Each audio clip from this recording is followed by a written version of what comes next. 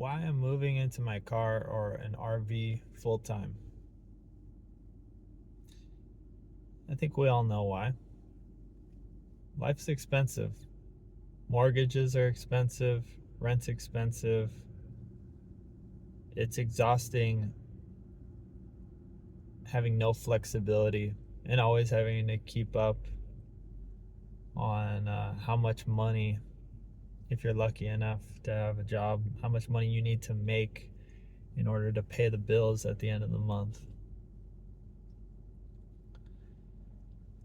I truly think that the way to freedom is by not only learning how to rely on less and finding out what you actually need, but to also decrease your bills.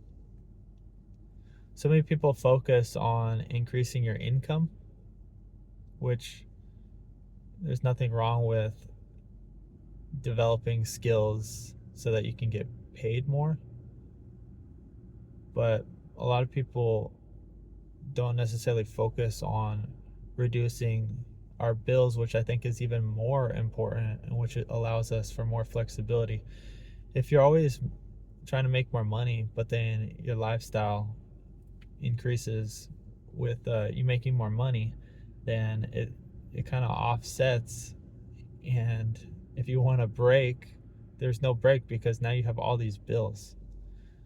So I believe that the trick is to have as little bills as possible, to be as self-sustainable as possible, so that if you lose your job or you decide that you want to change careers or you want to work less, that you can, because if you have $5,000 of bills every month and you get rid of everything, and now you have only $500 worth of bills, obviously you're going to be able to sustain $500 for a lot longer. And I'll talk about what I mean and how you even get to that in a moment. But I think the first step is that if you can learn how to be self-sufficient in your car or an RV, and you can give up some of your comfort, then you're not going to be reliant on rent or a mortgage, and you'll either be able to pocket the difference or just not have to work as hard.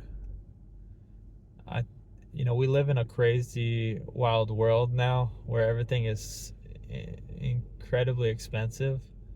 And, this has been happening for a long time. There's plenty of people living in their RVs and cars full time, not necessarily by choice.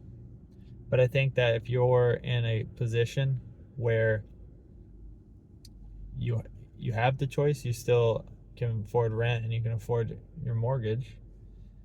I think that setting yourself up to be able to live comfortably in your car or an RV is a good strategy. Just I I want my money to work for me more. Like if I'm working, I want as much of that money to go towards investing into, you know, my future as possible. I don't want it all going to just managing a house that I live in that is going to the bank for 30 years.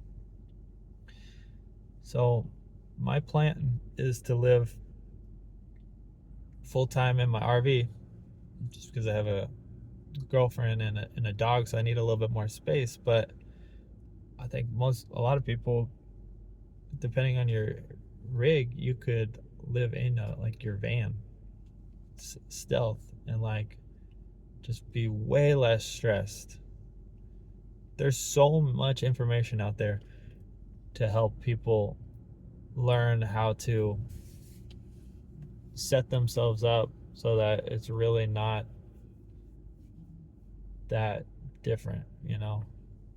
Um, and I think it's freeing. I think the ultimate goal, some people are gonna love the mobility and the freedom of van life or RV life, where they get to go to different BLM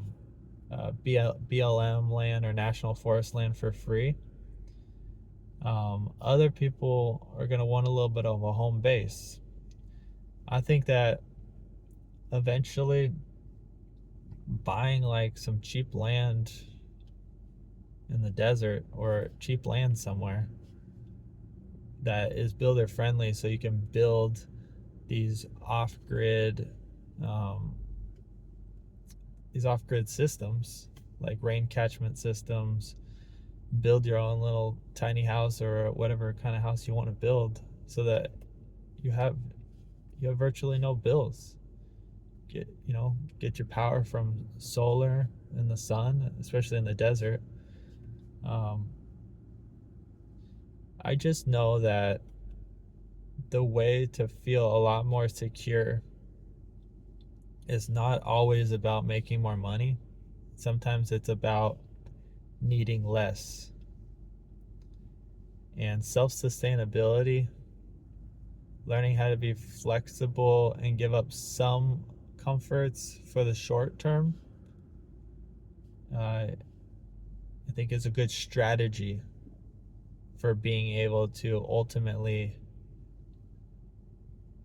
learn how to have something that is paid off, that you own, other than property taxes. But yeah, having less bills is more freedom. All right, guys, I'll see you in the next one. Peace.